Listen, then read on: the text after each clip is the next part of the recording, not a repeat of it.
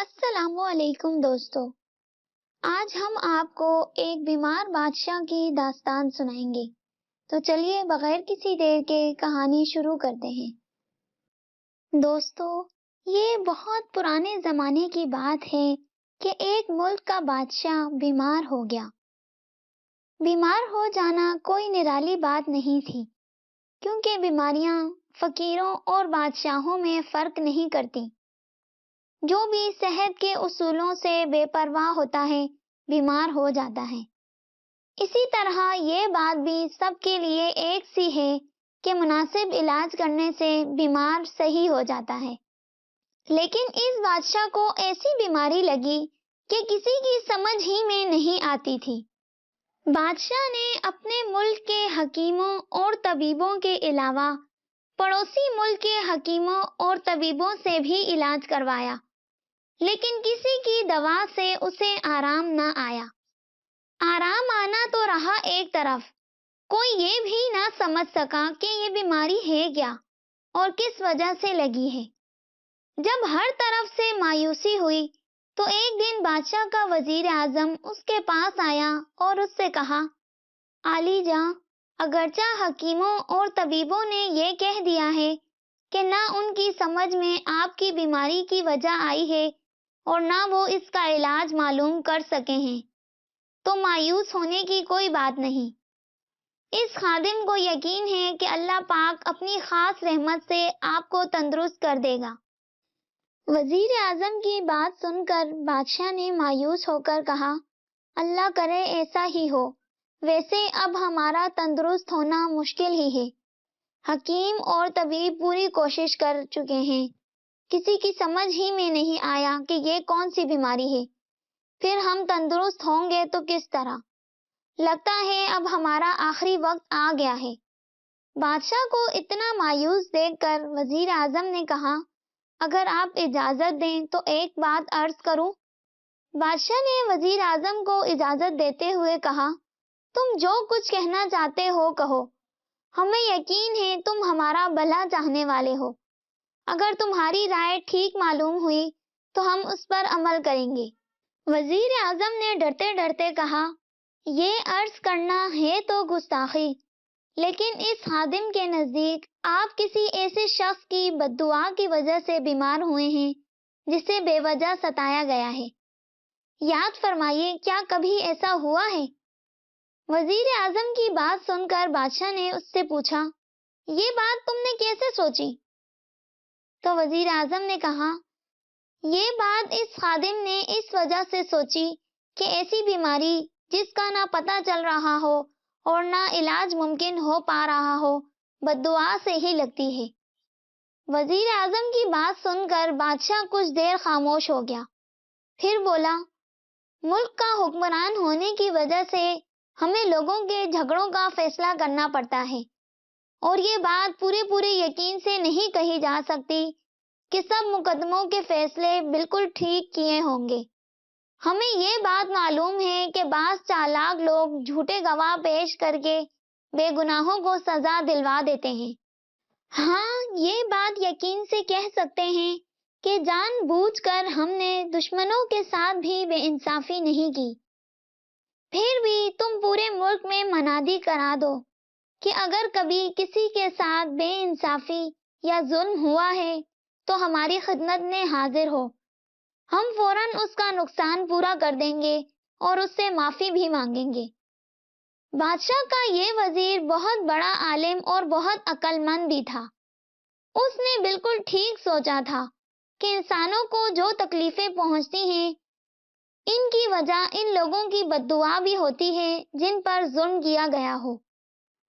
اس لیے بادشاہ نے جب اجازت دے دی تو اس نے اسی دن پورے ملک میں منادی کرا دی کہ اگر کسی کے دل میں یہ خیال ہو کہ بادشاہ سلامت نے اس کے ساتھ ناانصافی کی ہے تو وہ فوراً دربار میں حاضر ہو، اس کا نقصان پورا کیا جائے گا اور ساتھ بھاری انعام بھی دیا جائے گا۔ منادی کے بعد ہزاروں آدمی بادشاہ کے محل کے سامنے اکٹھے ہو گئے اور وزیر ان کے حالات سن کر ان کا نقصان پورا کرتا رہا۔ اس کام میں کئی دن لگ گئے۔ جو بھی وزیر سے ملتا تھا بادشاہ کی صحت کے لیے دعائیں کرتا تھا۔ لیکن عجیب بات یہ ہوئی کہ شاہی خزانے کا کئی کروڑ روپیہ خرچ ہو جانے کے باوجود بادشاہ کی حالت میں فرق نہ آیا۔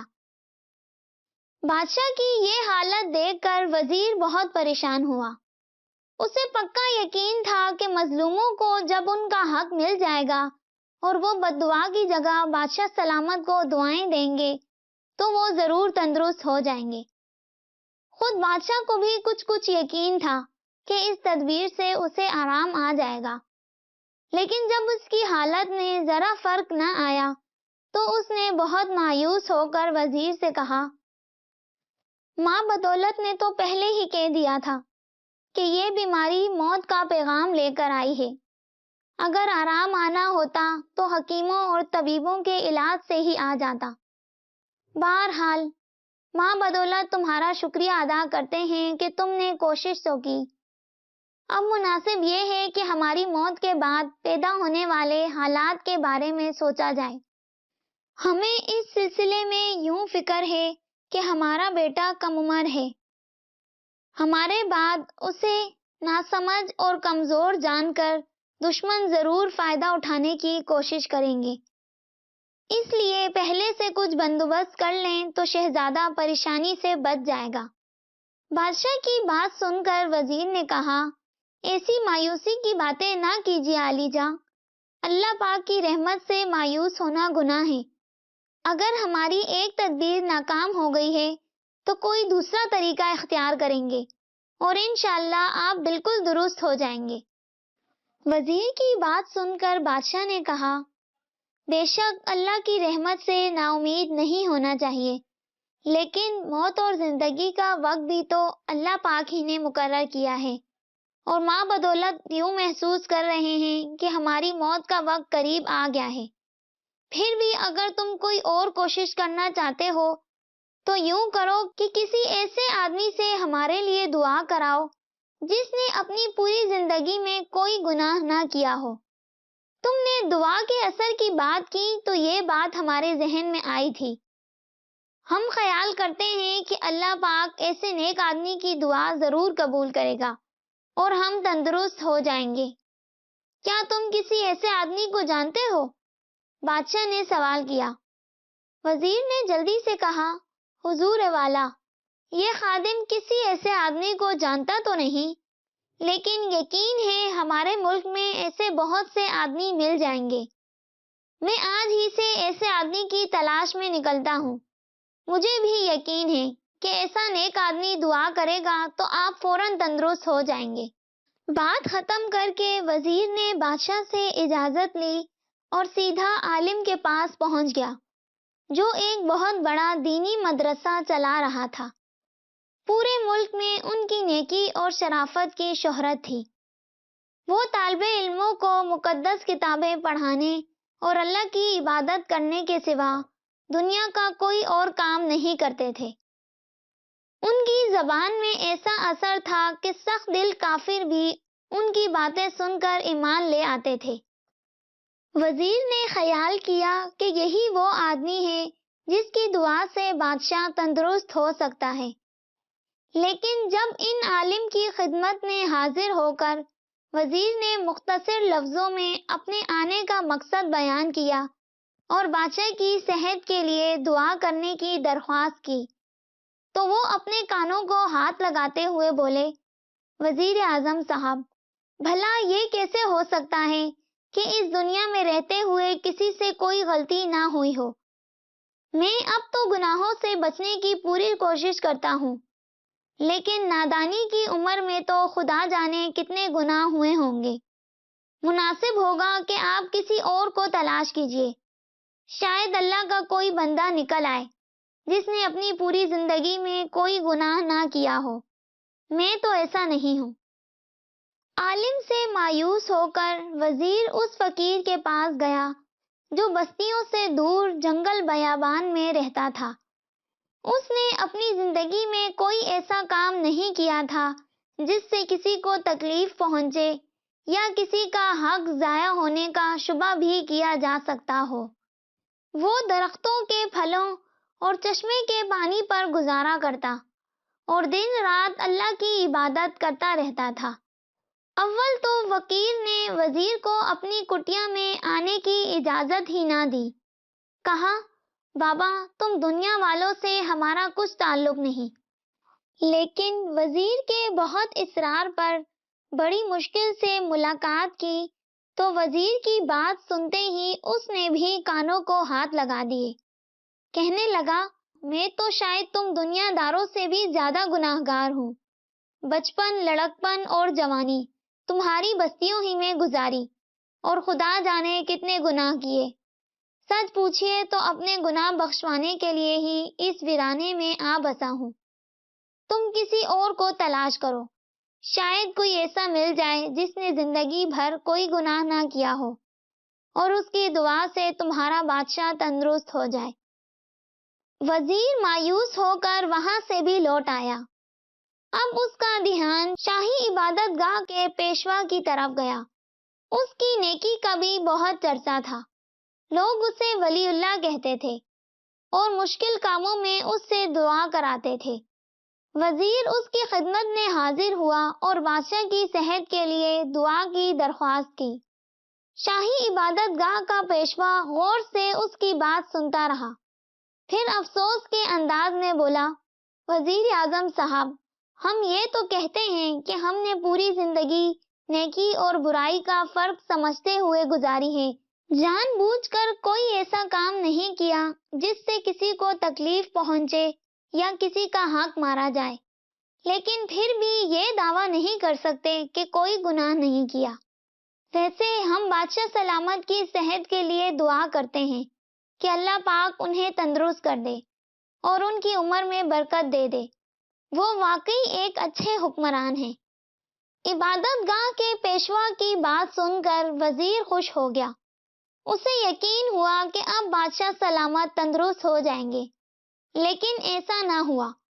بیماری جوں کی توں رہی، بلکہ کچھ اور بڑھ گئی۔ اب تو بادشاہ کی طرح وزیر بھی مایوس ہو گیا۔ اسے بھی یقین ہو گیا کہ یہ بیماری بادشاہ کی جان لے کر ہی چھوڑے گی۔ یہ وزیر بادشاہ کے بچپن کا ساتھی تھا۔ دونوں ساتھ پل بھر کر جوان ہوئے تھے۔ پھر بادشاہ نیک بھی بہت تھا۔ جہاں تک ہو سکتا تھا لوگوں کی بھلائی کے کام کرتا تھا اور برائی کے راستے پر چلنے والوں کو سخت سزا دیتا تھا۔